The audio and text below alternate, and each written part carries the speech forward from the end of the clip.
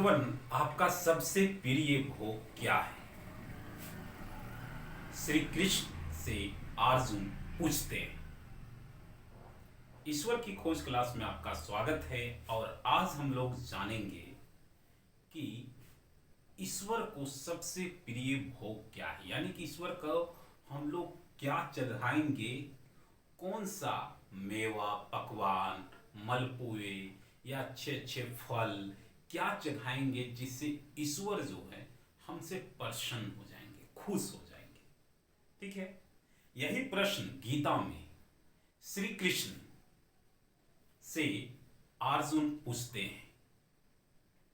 अर्जुन बोलते हैं कि हे भगवान, क्या आप केवल उनकी प्रार्थना सुनते हैं जो आपको अच्छे अच्छे भोग चढ़ाते हैं, जो आपको मलपुए, फल, अच्छे प्रकार के मिठाइयाँ, दूध, खोआ, कई तरह की मिठाइयाँ जो आपको चढ़ाते हैं प्रसाद के रूप में, क्या आप केवल उन्हीं के सुनते हैं और जिनके पास आपको देने के लिए कुछ भी नहीं है, आप उनकी प्रार्थना नहीं सुनते हैं? आज के टॉपिक्स में हम लोग यही जान रहे हैं कि ईश्वर को सबसे प्रिय भोग क्या है, यानी गॉड को आप क्या चढ़ाएंगे प्रसाद के रूप में। जब ये प्रश्न श्री कृष्ण से अर्जुन पूछते हैं तो भगवान श्री कृष्ण उत्तर देते हैं, जिसे मैं अपने शब्दों में आपसे डिस्कस कर रहा हूं, आपको बता रहा हूं। कहते हैं कि नहीं पार्थ, मैं मेवा, मिठाइयां, अनेक प्रकार के प्रसादियां का भूखा नहीं हूं और नहीं मुझे किसी प्रकार के फल, मेवे आदि का लालच है कि मैं उन्हें की। कहने का मतलब है कि जो मुझे फल, मेवे, दूध ये सारे चढ़ाते हैं, मैं केवल उनका नहीं हूं।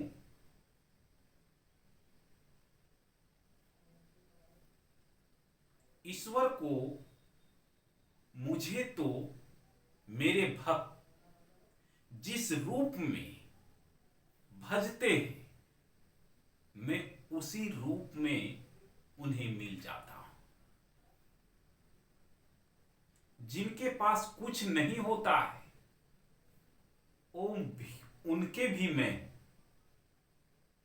और मेरा तो सबसे प्रिय भोजन या मेरा सबसे प्रिय आहार, प्रसाद, भोग केवल मेरे भक्त का अहंकार, उसके अंदर की अहंकार ही मेरा भोग है। जिसके पास कुछ नहीं है, वो अपने अहंकार को मुझे समर्पित करके मेरे समक्ष आता है तो मैं उसे गले से लगा लेता हूं।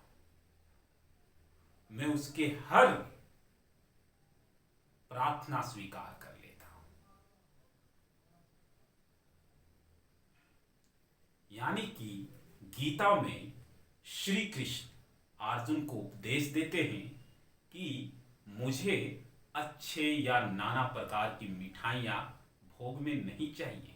मेरे भक्त निस्वार्थ भाव से मेरे पास अगर आते हैं तो हम उनका प्रार्थना सुन लेते हैं। बस वो मुझे अपना अहंकार मुझे समर्पित करके चला जाए। आप सुने होंगे लोग कहते हैं कि बच्चे भगवान के स्वरूप होते हैं। तो बच्चे भगवान के स्वरूप होते हैं, तो जब बच्चे छोटे होते हैं तो उसमें भगवान बसता है। जब वही बच्चे बड़े हो जाते हैं तो भगवान किधर चले जाते हैं? यानी कि जब बच्चे छोटे होते हैं तो मन के सच्चे होते हैं, बिना मोह माया, बिना लालच, निस्वार्थ भाव से हर काम करते हैं, हर काम दिल से करते हैं, और इसीलिए ईश्वर उनके साथ होते हैं। इसीलिए लोग कहते हैं कि बच्चों के साथ ईश्वर होते हैं। भगवान शिव बोलते हैं कि आप मुझे अपना सारा बुराई, जितने भी बुराई है, सब मुझे समर्पित कर दीजिए। तो लोग कहते हैं कि भगवान शिव भांग उनको चखता है, इसलिए प्रसाद के रूप में थोड़ा थोड़ा भांग पीना चाहिए और मगन हो जाना चाहिए। अरे भगवान शिव ने तो भैया विष को भी पिया, धरा बचाने के खातिर शंकर ने विष धारण किया। इस धरा को बचाने के लिए, इस संसार को बचाने के लिए भगवान शिव ने विष धारण किया, विष को पिया। इसका अर्थ ये थोड़ी ना कि तुम भी विष पियो, जहर पी लो। तब ईश्वर कह रहे हैं कि सारा बुराई आप मुझे दे दो और आप निष्पाप होके अपने कर्म को करते जाओ। लेकिन आप उसका जस्ट उल्टा समझ लेते हैं और फिर आप कहते हैं कि मेरा भोग, ईश्वर को मैंने भोग चढ़ाया और ईश्वर ने मेरा भोग को जो है नहीं लिए। कैसे लेंगे? निस्वार्थ भाव से आप अपने अहंकार को ईश्वर के पास लेके जाए कि हे ईश्वर, मैं अपने निस्वार्थ भाव से आपके पास आया हूं। चावल के 4 दाने ही काफी है भोग के रूप में। ईश्वर आपके सारे प्रार्थना सुन लेंगे। तो आज आप लोग जाने कि ईश्वर को हम लोग क्या चढ़ाएंगे। तो ईश्वर को हम लोग अपने अंदर का अहंकार को भोग के रूप में समर्पित कर देंगे, तब जाके ईश्वर हमसे प्रसन्न होंगे। आप ऐसा करके देखिए, आपको बहुत आनंद मिलेगा। और देव किसे कहा गया है? अक्सर प्रश्न उठता है कि देव कौन है। देव को जानने से पहले हम आपको थोड़ा सा याद दिला देते हैं कि पुराण क्या है। पुराण किसे कहते हैं और सनातन धर्म में कितने पुराण हैं। तो हम लोग जानते हैं कि पुराण का शाब्दिक अर्थ है, नाम से ही जैसा पता चल जा रहा है, पुराण मतलब पुराना चीज, जो बहुत पुराना हो, जो युगों युगों से चलते आ रहा हो। कथा, कहानी, यानी कि पुराण उसे बोला गया है जो बहुत पुराना कथाओं का संग्रह करके जो ऋषि मुनियों ने उसे हमारे लिए बचा के या लिख के जो रख के गए हैं धरोहर के रूप में, उसे हम लोग पुराण कहते हैं। सनातन धर्म में पुराण जो है 18 पुराण है। उसी के अंदर हम लोग सारे पढ़ते हैं। ब्रह्म पुराण, मत्स्य पुराण, गरुड़ पुराण,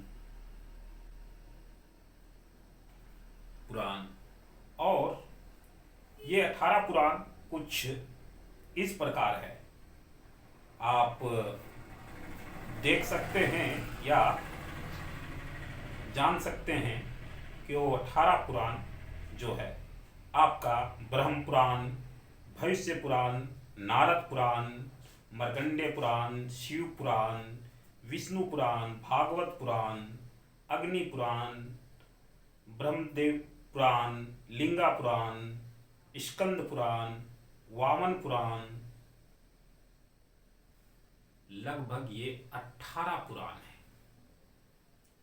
और ये सारे पुराण यानी कि ये कहानी जो बीते हुए युगों की कहानी हमें बतलाता है कि पहले के लोग कैसे थे, पहले के देवता किस देव को मानते आ रहे हैं।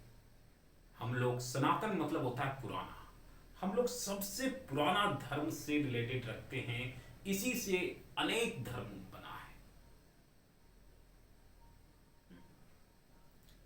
अब इसी में जो हमारा प्रश्न था, ये तो पुराण मैंने आपको बताया, प्रश्न था देवता, देवता कौन है।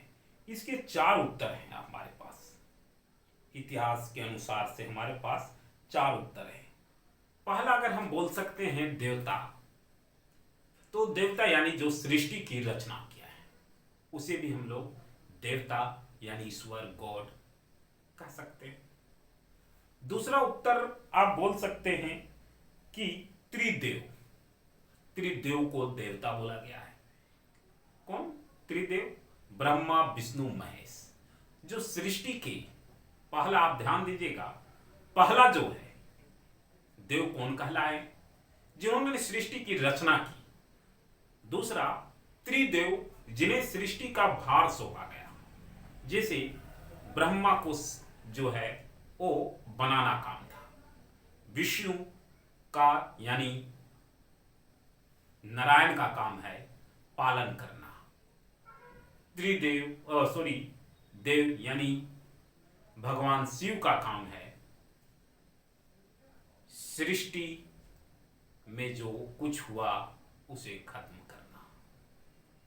यानी कि एक ने बनाया, दूसरे ने पाला, तीसरे ने उसका मोक्ष प्राप्त करवाया। तो त्रिदेव। फिर यहां पे कह सकते हैं आगे, तीसरा उत्तर भी है 33 कोटि। 33 कोटि को भी देवता बोला गया है। 33 कोटि अर्थात 33 प्रकार के जो हैं देवता हुए। कितने प्रकार? कोटि मतलब प्रकार हुआ, ठीक है ना। कोटि, 33 कोटि मतलब प्रकार। तो इसमें 12 आदित्य हैं, 11 रुद्र हैं, 8 वसु हैं और 2 अश्विनी कुमार हैं। ये सब मिला के टोटल 33 देवता हुए। कितने? 33। 11 इनमें से 12 जो है आदित्य हुए, 11 रुद्र हुए, 8 वसु हुए और 2 अश्विनी कुमार हुए। फिर चौथा उत्तर है 33,339। 33,339 ये देवता, ये इंद्र लोक के देवता हैं। अपने अक्सर कहानियों में या पुराणों में इंद्र के बहुत चर्चा आप सुनते आए हैं। इंद्रलोक, इंद्रलोक, तो वहां 3300 लगभग 3,339 देवता हैं। उनके अंदर जैसे अग्निदेव, बारिश का देवता, सूर्य देव, मतलब सभी चीजों के लिए अलग अलग देव वहां पे हैं। कहा? इंद्रलोक में। उनका काम बांटा हुआ है। काम वासना का देव था चंद्रदेव। ये सारे इंद्रदेव के अधीन है। उनका मालिक कौन है? इंद्रदेव। और उनके अधीन लगभग 3,339 देवता है। तो ये 4 प्रश्न आपको मैंने सुनाया। देवता यानी कि जो ने सृष्टि की रचना की। दूसरा त्रिदेव, ब्रह्मा, विष्णु, महेश।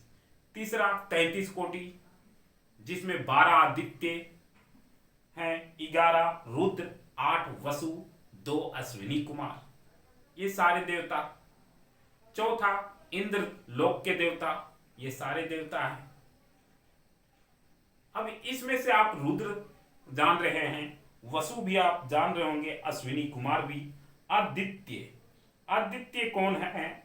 तो आदित्य जो ये 12 हैं, वो ये महर्षि कश्यप की पहली पत्नी अदिति से उत्पन्न हुए थे। और इनकी गणना 12 आदित्यों में की जाती है और इनकी सूर्यदेव के नाम से भी जाना जाता है। इनके सौतेले भाई दैत्य, दानव, राक्षस, नाग, सर्प, पतंगे, पंछी, गरुड़ और अरुण, अश्व, गंधर्व आदि थे, जो कि महर्षि कश्यप के अन्य 16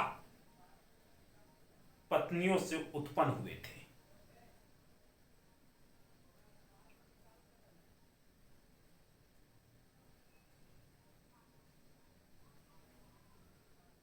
तो ये हम लोग एक देवता के बारे में जाने और पुराण के बारे में जाने। पुराण कितने? तो पुराण 18। देव किन्हें कहेंगे ये भी हम लोगों ने जाना अकॉर्डिंग सनातन धर्म। तो आज की टॉपिक थोड़ा छोटा, फिर मिलेंगे नेक्स्ट वीडियो में नेक्स्ट टॉपिक के साथ। तब तक के लिए आप हमें इजाजत दीजिए। जय हिंद, जय भारत।